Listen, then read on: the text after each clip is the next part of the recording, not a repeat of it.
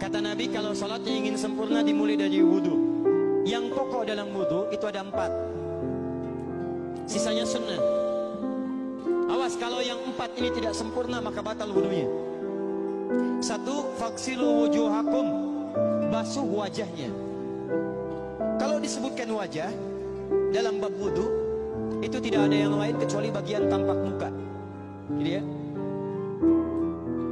kalau yang punya jenggot itu termasuk janggutnya di selai-selai. Sifat wudhu cuma ada 3. 1, pakai keran.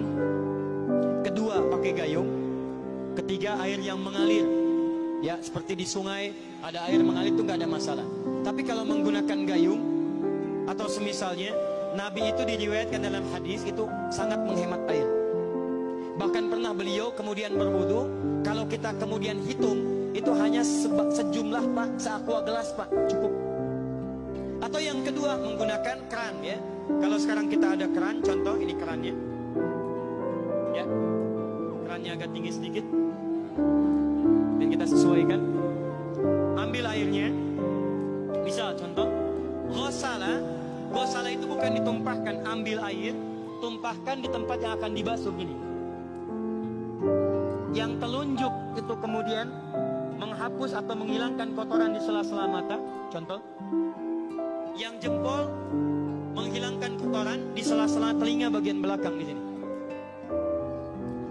Ya. Kalau misalnya saya mulai ambil airnya, kemudian saya tumpahkan di sini, yang telunjuk membersihkan di jari-jari di sini, di sela-sela mata. Yang jempol kemudian membersihkan di sela-sela di bawah telinga sini. Kemudian di selesai. 1. Tahan sebentar ya, ini praktek dulu sebentar. 2. Wa aidiakum ilal marafiq, ini yang sering keliru. Dan tangan sampai siku. Jadi saat kita mengambil air wudhu, ambil airnya, tumpahkan dari sini ilal marafiq sampai ke siku ke sini. Balikan lagi ke depan. Jadi bukan kerannya dibeginikan, sikunya dibeginikan, takut. Bukan.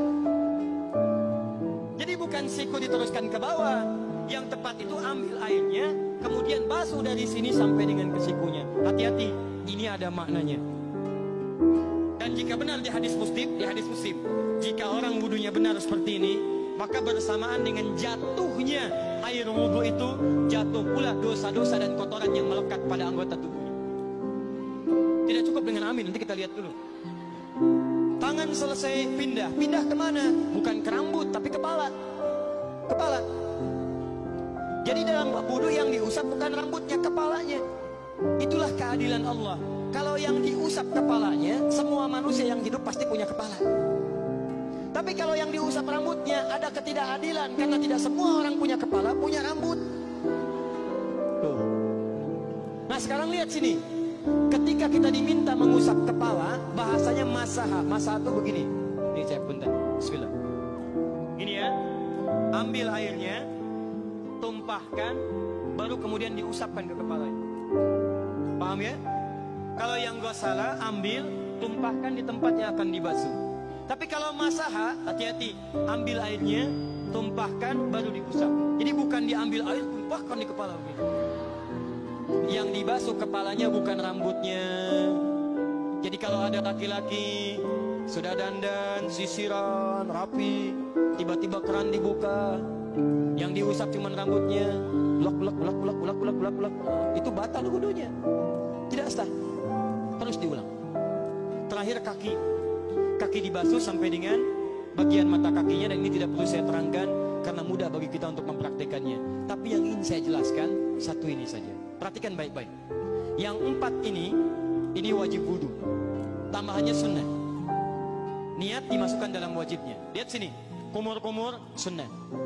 Telinga sunnah. Istinsyak sunnah. Yang 4 ini wajib. Tapi terlepas dari wajib dan sunnahnya, perhatikan baik-baik. Kenapa ini disebut dengan wudhu? Dan hebatnya Al-Quran mengistilahkannya dengan tohara. Tohara. Apa itu tohara? Apa itu suci? Tohara. Apa itu tohara? Suci. Apa itu suci? Tohara. Ada tohara, ada nadhafah, itu beda. Kalau nadhafah, bersih luarnya, tapi belum tentu bersih dalamnya. Bisa jadi luarnya bersih, tapi dalamnya najis. Misal, hewan yang paling najis apa? Yang haram. Misal hewan tadi itu, hewan babi misalnya, misal dibersihkan, dimandikan, disisir sampai bersih. Bersih tidak? Bersih, bersih. Tapi halal tidak, suci tidak? Tidak. Al-khinziru nadhifun walakinnahu ghairu tahir. Babinya bisa bersih tapi tetap tidak halal, tidak suci dia, tetap haram, tetap najis. Paham? Tapi kalau bersih luarnya dan suci dalamnya, maka kalimatnya berubah dari nadhafah jadi taharah. Taharah. Orangnya disebut dengan tahir. Kalau rajin dikerjakan disebut dengan mutatahhir. Wudu dalam Quran disebut dengan taharah. Seakan-akan memberikan pesan, maaf, orang yang wudu itu bukan hanya bersih fisik luarnya saja. Jadi kalau orang wudunya bersih, bukan cuma wajahnya yang bersih. Kalau wudunya benar, bukan kotoran di tangan saja yang hilang. Tapi mohon maaf, fisik-fisik dalamnya itu ikut suci. Fungsi tangannya jadi bersih, fungsi wajahnya jadi bagus, fungsi lisannya jadi bagus. Makanya kata Nabi, kalau orang benar wudunya bersamaan dengan air wudu yang menetes, maka tumpahlah kotoran-kotoran di bagian fisik-fisik tubuhnya. Jadi kalau kita benar wudunya kumur, masukkan, misalnya masukkan, keluarkan, bersamaan dengan keluarnya air itu, maka kotoran-kotoran di lisan pun ikut keluar. Tangan dibasuh, bersamaan dengan dibasuhnya tangan, fungsi tangan yang kotor-kotor itu ikut hilang. Hadis Muslim. Makanya orang yang setelah selesai wudu dia berdoa, apa wudunya? Apa doa wudunya? Asyhadu an la ilaha wa asyhadu anna Muhammadan Allahumma minat waj'alni minal, lihat sini, minal mutatahhirin, minat tawabin. Lihat, Bapak Ibu kan baru wudu, tapi kenapa doanya selesai tobat? Allahumma ja'alni minat tawabin. Ya Allah, jadikan saya termasuk orang tobat. Kita kan baru wudu, kenapa doanya baru selesai tobat? Sedangkan tobat itu mengakui kesalahan, menyesali kesalahan, dan berjanji meninggalkan yang salah, mengganti dengan yang baik-baik. Makanya kalau orang wudunya benar itu, begitu dia kumur-kumur, dia ingat kesalahan apa yang dikerjakan oleh lisan ini. Jadi begitu kemudian ditumpahkan airnya, hilang kotorannya. Maaf, yang suka mencela wudu, selesai wudu tidak akan mencela lagi karena tobat dari celaan. Makanya kalau wudu Anda benar, coba ingat-ingat, siapa korban dari lisan Anda yang tajam itu? Apakah ibu Anda yang pernah menangis karena lisan Anda? Apakah ayah Anda yang kecewa karena kalimat-kalimat Anda? Apakah tetangga Anda yang menjauhi Anda karena kata-kata kotor Anda? Kalau tiap hari Anda wudu, tapi kemudian lisan Anda masih kotor juga, ada yang salah. Anda cuma menghabiskan air untuk menghilangkan kotoran di lisan. Itu tanda pertama. Tangan basuh. Makanya orang yang wudunya benar, tangannya tidak akan berbuat yang kotor lagi sampai ke ujung kakinya. Karena itulah ibadah ini disebut dengan wudu, seakar dengan kata dau.